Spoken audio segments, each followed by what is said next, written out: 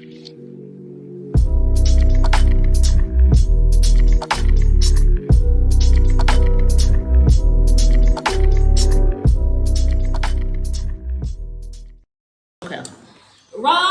and Sophie. This whole thing about Sophie leaving and Rob being so particular about her cleaning and all this stuff and everything.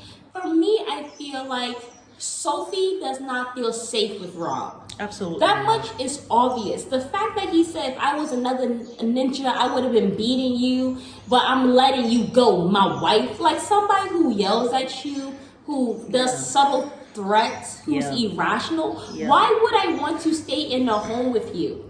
You know what I'm saying? But they also say that, so for me, I understand why Sophie continuously leaves. It's not like we haven't seen the whole video on the internet. You know what I'm saying? It's not like we haven't seen, obviously she also alluded to the fact that this man has some porn addiction, and then also on top of that, he can't even be with her unless she's dressed up in a costume. What the hell is that about? And on top, remember I said that I don't think Rob is interested in women like that. Now I wonder how she wants her to dress. I'm wondering, is it like kind of like a drag queen, or like what kind of dresses does he want her to dress, and how does he want her looking? It's very bizarre. They've only been together for 1 year, but for 6 months. Okay, they haven't had sex in 6 months, but the previous 6 months, the first 6 months, they only had sex twice a week. And he like has to get off by himself next to her, and he can only do it when she's dressed up. That's some weird stuff. But he has issues with himself. Rob is not being honest with himself. I told you I think he's in love with his best friend, because anytime he's near that guy, Rob is like this close to him, just looking at him. I don't think Rob is honest with himself. This is the problem that I have. Be honest with yourself. The whole thing that he goes through. Be yourself. Be yourself. All the stuff that he does with, these women find me handsome and this and that, and they're always like trying to get my number and all that. He is so pressed for everyone to know that women like him. But do you like women, Rob? My thing is, I feel like the woman wasn't even. I don't think she Rob wasn't is all into that, women. to be honest. But no, she was not at all. And I would not even been offended, because it's like if you look at Sophie and you look at her, it's kind of like okay. Yeah. But for me, I just felt like with Rob, I think this season has really brought light to a serious subject, which I think is this porn addiction that men have. I think it's really putting a light on that, and I feel like it's such a horrible thing, and it really warps your mentality. The fact that Gino rather be with himself than be with his wife it just tells you how much it alters your mind and intimacy for you. Absolutely. And I feel bad for people who have dealt with it when they're younger, because it's kind of like it'll be kind of that's like how you introduce. That's how like introduce intimacy was introduced to you, and it's not really intimacy. It makes you feel like it's intimacy, but it's not true intimacy. And then there's a lot of shame that comes with it too. That's why Gino is ashamed to even admit that. But it's like, what do you do for these men who have these issues and they can't even be intimate with their women? It's like, is there a rehabilitation something, because it's so bad? They have to connect to their creator. They have to understand. They have to try to figure out, why are they here?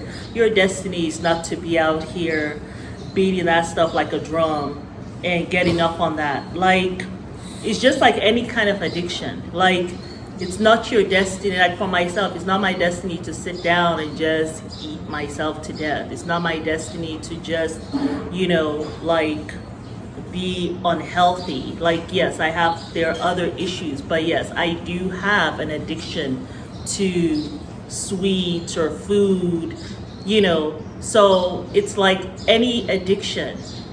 That's not your destiny. That's not why you're put here, right? And so you have to kind of, like I said, you have to go on that journey to try to find your healing. And, you know, it is within you to heal. It really is within you to heal yourself. But you gotta connect. There's no other way to say it. You have to connect to that higher power. You just have to. The one who created everything, the one who created you. And try to figure out why you are here. And if you start, the answers will come to you.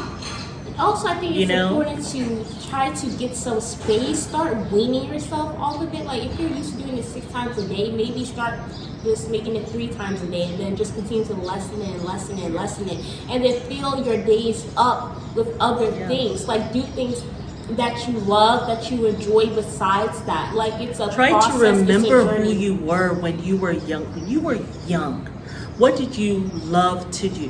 What was it that brought you happiness? Yeah. Like, start to feel what is making you feel so empty, because even after you do your little drum beating stuff that you do, right?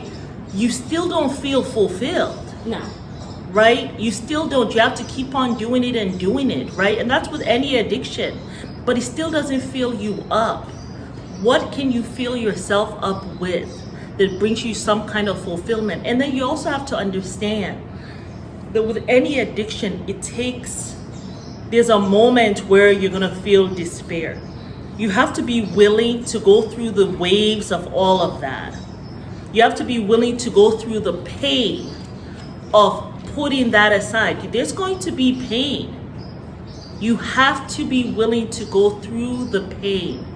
But on the other side, the light is there. But you have to be willing. It's not going to be easy. It's not going to be, a walk in the park. It's not.